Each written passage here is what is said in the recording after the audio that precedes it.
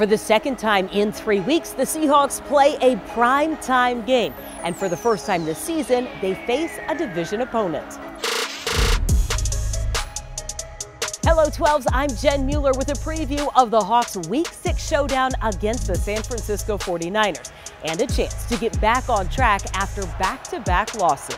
There's plays that we need to make that we're not making. How do you fix that? I think you just got to keep chasing it and keep working and keep putting yourself in positions in practice, communicating and walk through and take advantage of all these reps that we get throughout the week and maximize these reps. There's no other way to do it.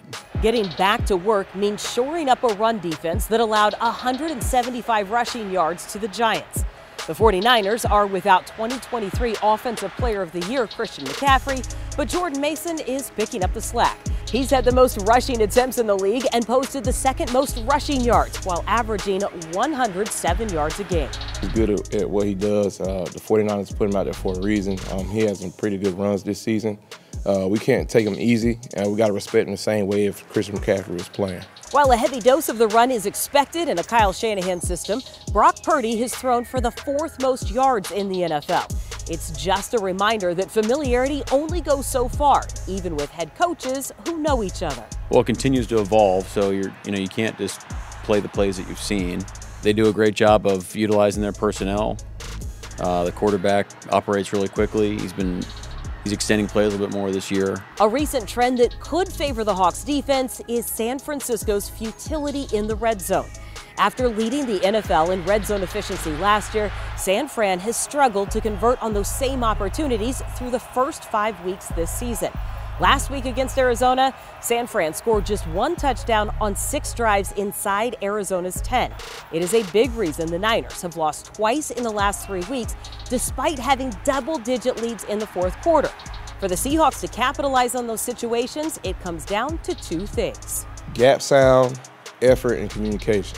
I mean, that's just the basic game, period. That's going to be huge for us. As long as we can execute and the guys are in the right place and we're talking to each other, talking about what we see with our eyes, we can play fast. The Seahawks offense, meanwhile, has started slow the last 2 weeks, which has led to more pass attempts, significantly more than rush attempts, to the tune of 96 to 30.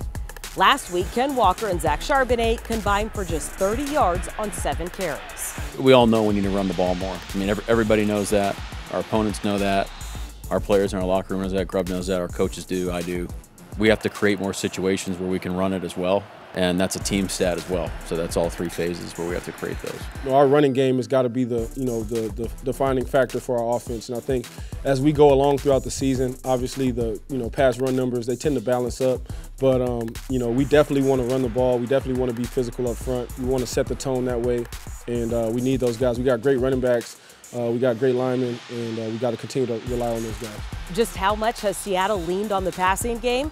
Well, Geno Smith leads the league in passing yards, averaging 293 a game.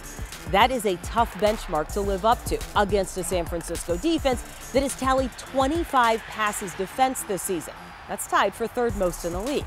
That defense also includes disruptors like leading tackler Fred Warner and Nick Bosa, who can fill up a stat sheet with the best of them. They got playmakers all around the defense. They play together. They fly around. They got swagger. They're proven. They believe in themselves, and so they come right in. They're not going to try and trick you as far as scheme goes. They're going to line up and force you to beat them for 60 minutes. Everything about this game is a test for Seattle. The short week, a familiar physical division opponent, and a chance to snap a losing streak. We're early, we're growing, we're not there yet, and we want to get there. We want to get there really bad, and we're going to work really hard to make it happen. One final note, and that is that special teams could be even more of a factor this week because San Francisco lost their kicker Jake Moody last week to a high ankle sprain. So that could affect some play calling, especially late in the game.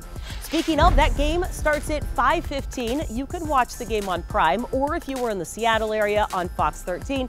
And as always, you can tune in and listen on the Seahawks Radio Network.